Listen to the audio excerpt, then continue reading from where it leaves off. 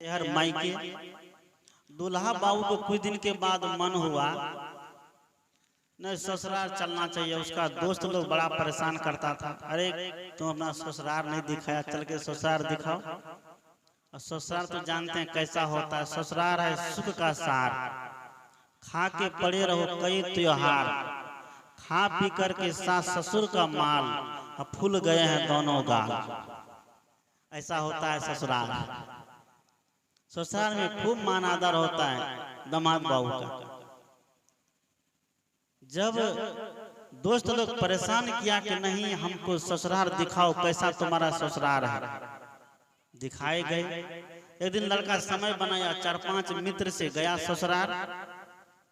ससुराल जब गया तो शाम के समय पहुंचा। सभी दूल्हा शाम में पहुंचता है, दिन में नहीं पहुंचता है। जितने दूल्हा लोग बैठे होंगे सबको पता होगा। सोचते हैं दिन में पहुंचेंगे तो लोग देख लेगा, इसलिए रातों रात पहुंचेंगे, 4-5 दिन तक हम ससुराल में हम आराम करेंगे। तो बेचारा पहुंचा ससुराल। शाम के समय में खाना बना, भोजन बना, थाली लाकर दिए गए। उनके सभी मित्र बैठे हुए हैं, दूल्हा बाबू बैठा हुआ है। भोजन जब लाकर दिया,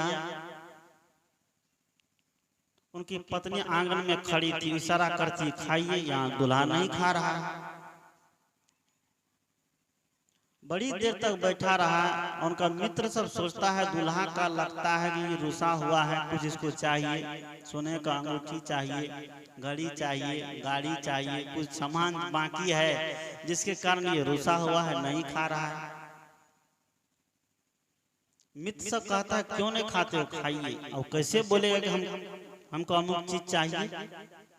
तब दूल्हा बाबू वहीं से इशारा में कहता है, वो बोलता है दूसरे उलटवासी में, अलंकार में बोलता है।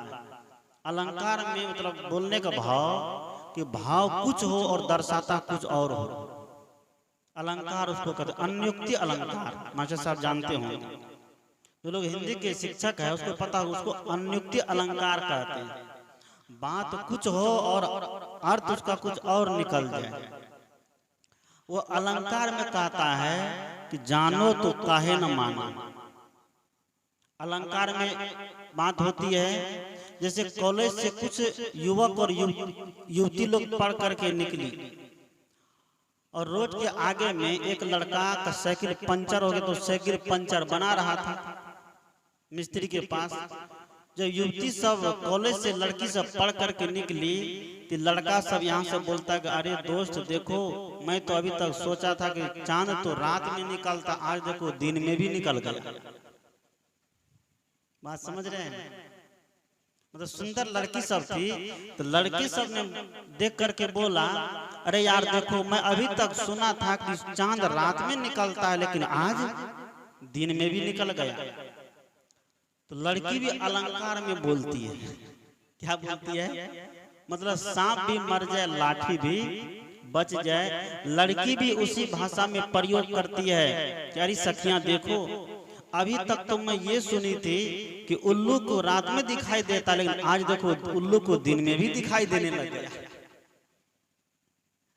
उल्लू को आज दिन में भी दिखाई देना, ये क्या है? अलंकारिक भाषा है, अलंकारिक कथन है। उसी तरह लड़का ने कहा अलंकार में कि जानो तो काहे न मानो। उनका मित्र सब बेचारा चुपचाप है, जानो तो काहे न मानो, ये कौन सा रस्म है ससुराल का? तो लड़की वहीं से कहती है क्या कि सानो तब जानो। क्योंकि लड़के को घी खाने की आदत थी, संयोग से उस दिन घी घर में बहुत थोड़ा सा था। सासू ने उसका पोंछ पास के डब्बा से निकाला तो इतना सा घी निकला, उस घी को भात के अंदर दे के दबा दिया। अब पांचों के लिए घी नहीं था तो कहां से लाती? रात वाली बात, गांव में कोई दुकान भी नहीं है कि वहां चला जा। भात के अंदर दबा दिया उस घी को। उनकी पत्नी कहती है, लड़का कहता है कि जानो तो काहे न मानो। तो पत्नी वहां से कहती है कि सानो तब जानो। लड़का समझ गया, दूल्हा बाबू समझ गया, अपना बेलचा घुसाया भात में, देखा कि अंदर घी पड़ा हुआ है, बस खाने लग गया, पूरा भोजन खा गया।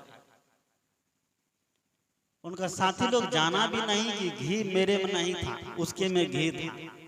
ये सब क्या अलंकार में है, ये जानने की बात। इसी तरह कबीर देव जानने के लिए कहते हैं, राम को जानिए।